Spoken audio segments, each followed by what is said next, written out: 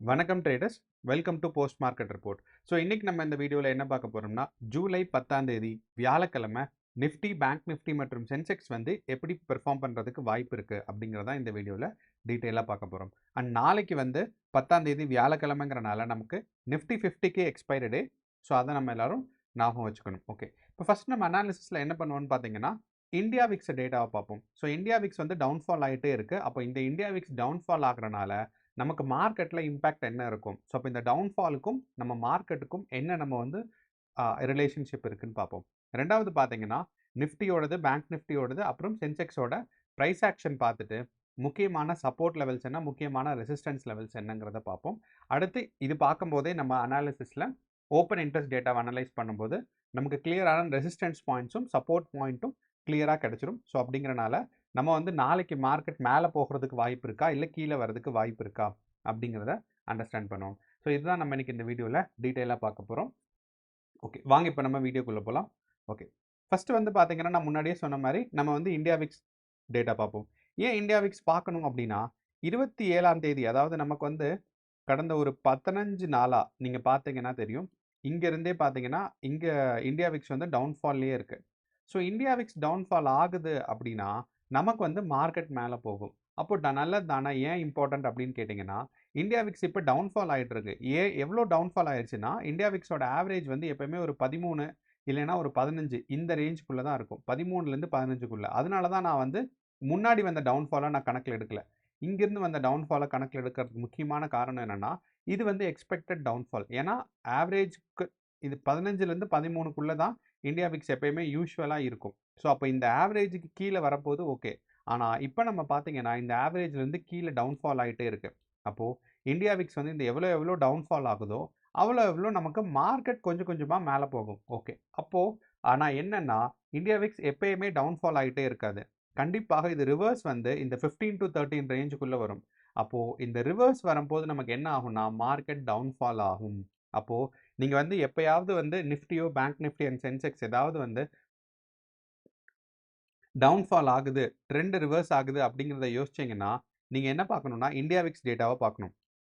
So India Vicks data இப்போதைக்கு downfall ஆகிட்டே இருக்கிறனால எனக்கு தெரிஞ்சு நெக்ஸ்ட் வீக் வரைக்குமே மார்க்கெட் வந்து டவுன்ஃபால் ஆகிட்டே தான் இருக்கும். அண்ட் அங்கேருந்து மார்க்கெட் ரிவர்ஸ் ஆகும்போது நமக்கு நிஃப்டி இந்தியா விக்ஸ் டேட்டா மேலே போகிறதுக்கான சான்சஸ் இருக்குது. இந்தியா விக்ஸ் டேட்டா மேலே போனால் நமக்கு வந்து நிஃப்டி, பேங்க் நிஃப்டி, சென்செக்ஸ் மற்றும் மற்ற இண்டெக்ஸஸ்லாம் கூட டவுன்ஃபால் ஆகிறதுக்கான வாய்ப்புகள் ரொம்பவே அதிகமாக இருக்குது. ஸோ இதுதான் இந்தியா விக்ஸோட முக்கியமான டேட்டா.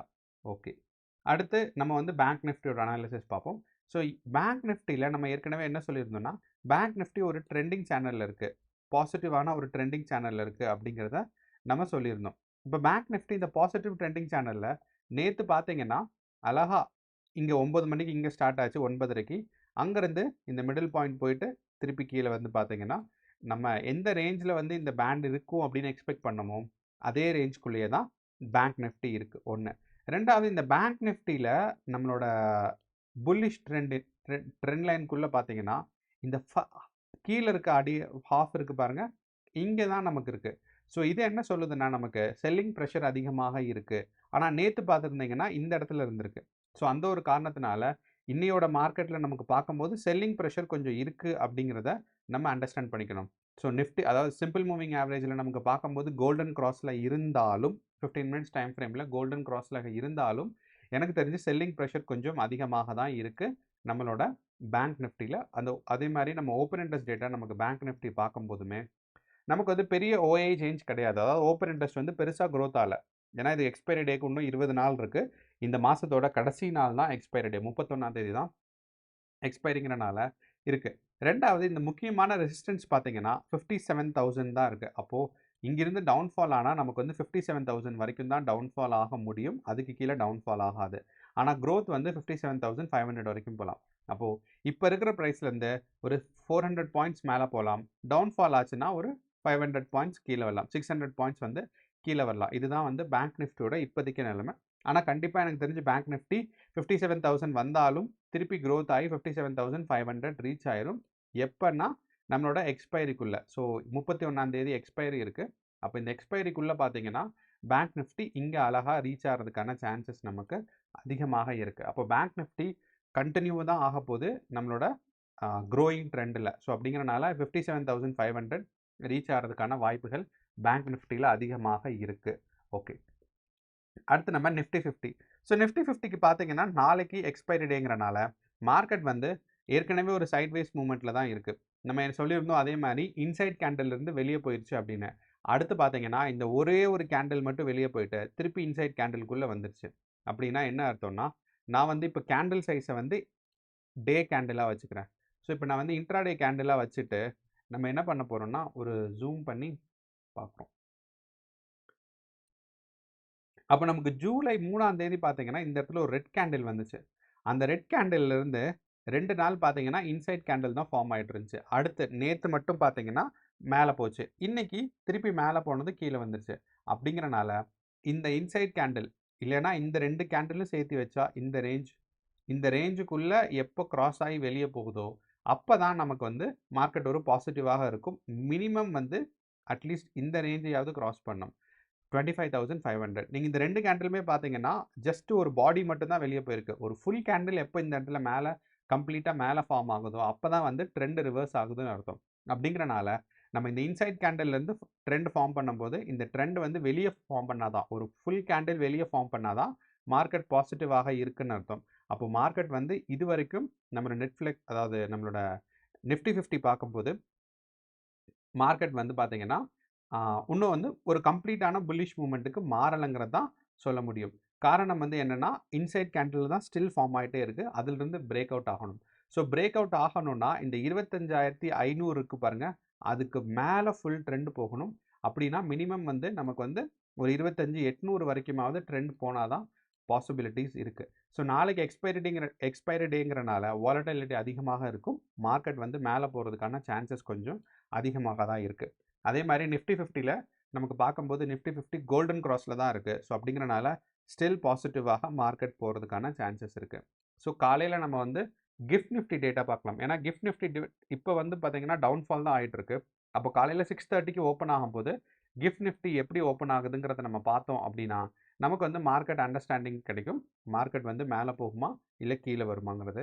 ஸோ இன்றைக்கி வந்து மார்க்கெட் நாளைக்கு நிஃப்டி 50 மேலே போகிறதுக்கான வாய்ப்புகள் கொஞ்சம் இருக்குன்னு சொல்லலாம்.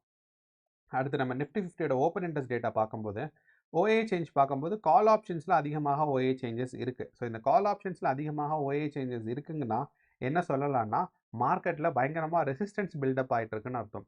அப்படின்னா மார்க்கெட் மேபி இது தாண்டி போகிறதுக்கான வாய்ப்புகள் கம்மி. அப்படின்னா என்ன அர்த்தம்னா டவுன்ஃபால் வரலாம். அப்போது நிஃப்டி 50 இந்த எக்ஸ்பைரிக்குள்ளே மேலே போகிறதுக்கான வாய்ப்புகள் கொஞ்சம் கம்மின்னு தான் நம்மளோட ஓப்பன் இன்ட்ரெஸ்ட் டேட்டா சொல்லுது.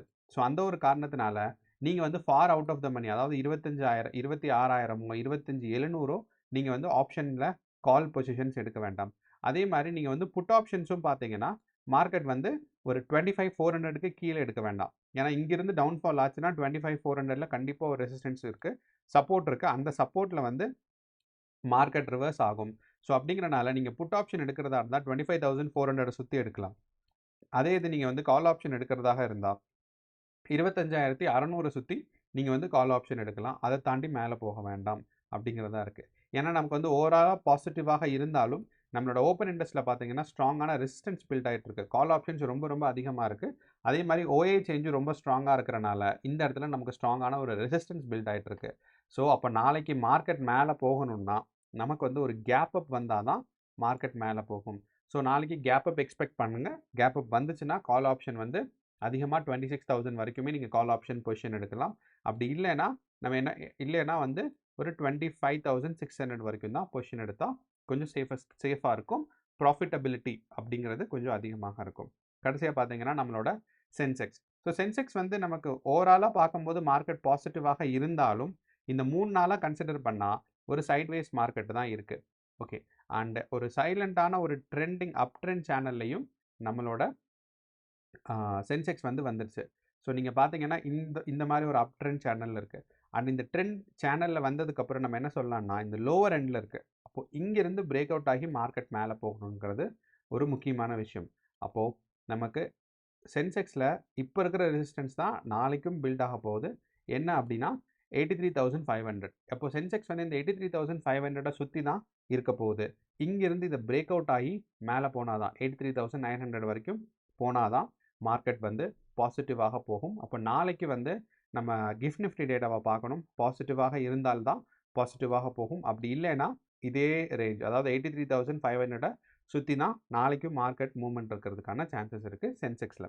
அப்போது சென்செக்ஸில் இந்த 83,500 சுற்றி மூவ்மெண்ட்ஸ் இருக்கிறதுக்கு சான்சஸ் இருக்குது. அதே சமயம் நம்மளோட நிஃப்டி 50ல் பார்த்தீங்கன்னா 83,500ல பிரேக் அவுட் பண்ண, அதாவது நமக்கு வந்து ஒரு ஸ்ட்ராங்கான ஒரு கேப் அப் வந்தால் மட்டும்தான் மேலே போகும். அப்படி இல்லைன்னா டவுன்ஃபால் ஆகி 25,400 வரைக்கும் போகிறதுக்கான சான்சஸ் இருக்குது. அண்ட் நம்மளோட பேங்க் நிஃப்டி பொறுத்தளவு இன்ட்ராடேல நம்ம வந்து பாசிட்டிவாக ஒரே நாளில் 57,500 போகும்னு எக்ஸ்பெக்ட் பண்ண முடியாது. அதே சமயம் இந்த எக்ஸ்பைரிக்குள்ளே, அதாவது நெக்ஸ்ட் வீக்குள்ளே மேபி 57,500 ரீச் ஆகிறதுக்கான வாய்ப்புகள் நமக்கு பேங்க் நிஃப்டியில் இருக்குது. ஸோ இதுதான் கடைசியாக நம்ம என்ன பார்க்கலான்னா நம்மளோட FII data. So FII data ஏன் இம்பார்ட்டன்ட் அப்படின்னா, நம்மளோட எஃப்ஐஐ வந்து ரொம்ப ரொம்ப கம்மியாக ஹோல்டிங்ஸ் வச்சுட்டு இருக்காங்க. நமக்கு ஏற்கனவே தெரியும், நான் நேற்றே ரொம்ப டிஸ்கஸ் பண்ணியிருந்தேன். யூஸ்வலாக எஃப்ஐஐஸோட ஹோல்டிங்ஸ் பார்த்தீங்கன்னா இந்த ப்ளூ கலர் லைன் வந்து எஃப்ஐஐஸோட ஹோல்டிங்ஸு, இந்த டார்க் ப்ளூ வந்து டிஐஎஸோட ஹோல்டிங்ஸ். அப்படிங்கிறனால இந்த எஃப்ஐஎஸோட ஹோல்டிங்ஸ் வந்து ஆவரேஜாகவே ஒரு மினிமம் ஒரு 500 crores இருக்கும். அண்ட் வந்து 2,000 கோடி 3,000 கோடி ஹோல்ட் பண்ணுறது பர் டேங்கிறதெல்லாம் அவங்களுக்கு வந்து சாதாரணமாக நடக்கக்கூடியது தான். ஆனால் நேற்று 2 நாள் பார்த்தீங்கன்னா, அதாவது 8ஆம் தேதி பார்த்தீங்கன்னா வெறும் 26,000 கோடி தான் அவங்க வந்து நெட்டில் இருக்குது. அப்படின்னா 12,000 கோடி வாங்கியிருக்காங்க, பையிங் பண்ணியிருக்காங்க, 12,193 கோடி செல்லிங் பண்ணியிருக்காங்க. ஸோ நெட்டாக பார்க்கும்போது அவங்களுக்கு வந்து -23 crores இருக்குது. அதாவது வந்து செல்லிங்கில் வச்சுருக்காங்க.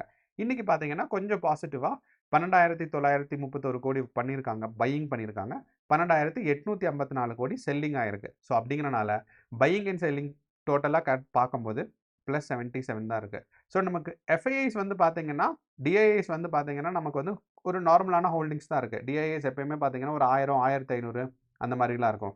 அண்ட் டிஐஐஸ் வந்து பெருசாக அஃபெக்ட் ஆகாது மார்க்கெட். ஆனால் எஃப்ஐஐஸோட ஹோல்டிங்ஸ் வந்து பயங்கரமாக அஃபெக்ட் ஆகும். ஸோ எப்போ எஃப்ஐஐஸோட ஹோல்டிங்ஸ் வந்து ஒன்றா பாசிட்டிவில் இன்க்ரீஸ் ஆகணும், இல்லைனா நெகட்டிவில் இன்க்ரீஸ் ஆகணும். மினிமம் ஒரு 500 இல்லைனா ஒரு 800 crores மாறினா தான் நமக்கு வந்து கிளியரான ஒரு நல்ல ஒரு ட்ரெண்ட் மார்க்கெட் கிடைக்கும்.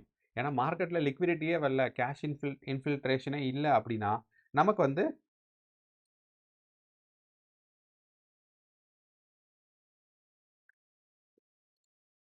நமக்கு வந்து கேஷ் இன்ஃபில்ட்ரேஷனே இல்லைன்னா மார்க்கெட் வந்து டவுன் சைட் மூவ்மெண்ட் ஆகாது அப்படிங்கிறது ஒரு நம்ம ஞாபகம் வச்சுக்கணும். ஸோ அந்த ஒரு காரணத்தினால நமக்கு வந்து இப்போ எஃப்ஐஐ ஹோல்டிங்ஸை நீங்கள் வாட்ச் பண்ணுங்கள். எஃப்ஐஐ ஹோல்டிங்ஸ் இன்க்ரீஸ் ஆனால் மட்டும்தான் நமக்கு வந்து மார்க்கெட் வந்து ஒரு பாசிட்டிவான ட்ரெண்டு இல்லைனா நெகட்டிவான ட்ரெண்டுக்கு போகும். இல்லைனா ரொம்ப ஸ்லோவாக இதே மாதிரியே ஒரு 200-300 பாயிண்ட்ஸ் மட்டும் தான் மூவ் ஆகிட்டு இருக்கும். ஒரு நல்ல ட்ரெண்டிங்கான மார்க்கெட்டில் தான் ஈஸி ப்ராபபிலிட்டி கிடைக்கும். ஸோ அப்படிங்கிறனால நீங்கள் க்ளோஸாக வாட்ச் பண்ணக்கூடியது எஃப்ஐஐ டேட்டாஸ் வாட்ச் பண்ணணும். ரெண்டாவது பார்த்தீங்கன்னா இந்தியா விக்ஸ் டேட்டாவை வாட்ச் பண்ணும். ஏன்னா இந்தியா விக்ஸ் டேட்டாவை வாட்ச் பண்ணும்போது நமக்கு கிளியராக ஒரு அண்டர்ஸ்டாண்டிங் கிடைக்கும். ஏன்னா மார்க்கெட் வந்து டவுன்ஃபாலுக்கு தொடங்கிருச்சு, கண்டிப்பாக ஒரு ப்ரைஸ் கரெக்ஷன் எக்ஸ்பெக்ட் பண்ணது தான். ஏன்னா இவ்வளோ தூரம் டவுன்ஃபால் ஆகிருக்கு இந்தியா விக்ஸ் அப்படின்னா திருப்பி கொஞ்சமாவது இங்கே மேலே வரும். அப்போ இந்த மேலே வரும்போது ஒரு சிங்கிள் கேண்டலில் வரலாம், இல்லைனா கொஞ்சம் கொஞ்சமாக வரலாம். ஸோ அப்போ ஒரு டவுன்ஃபால் எக்ஸ்பெக்ட் பண்ணுங்கள். எப்போயாவது நீங்கள் வந்து ட்ரெண்ட் ரிவர்ஸ், அதாவது இப்போ வந்து 3 இண்டெக்ஸஸ்மே நிஃப்டி, பேங்க் நிஃப்டி அண்ட் சென்செக்ஸ்மே பார்த்தீங்கன்னா ஒரு பாசிட்டிவ்ல தான் இருக்குது. அது ட்ரெண்ட் ரிவர்ஸ் ஆகுது அப்படின்னா இந்தியா விக்ஸ் மேலே போகுதாங்கிறத ரெஃபர் பண்ணிங்கன்னா ட்ரெண்ட் ரிவர்ஸ் ஆகுதுங்கிறத நம்ம தெரிஞ்சுக்கலாம். ஸோ இதுதான் நம்மளோட ஒரு ஓவரால் அனாலிசிஸ். ஸோ நாளைக்கு நிஃப்டி 50க்கு எக்ஸ்பைரி டே, கேர்ஃபுல்லாக ட்ரேட் பண்ணுங்கள். All the best. நன்றி, வணக்கம்.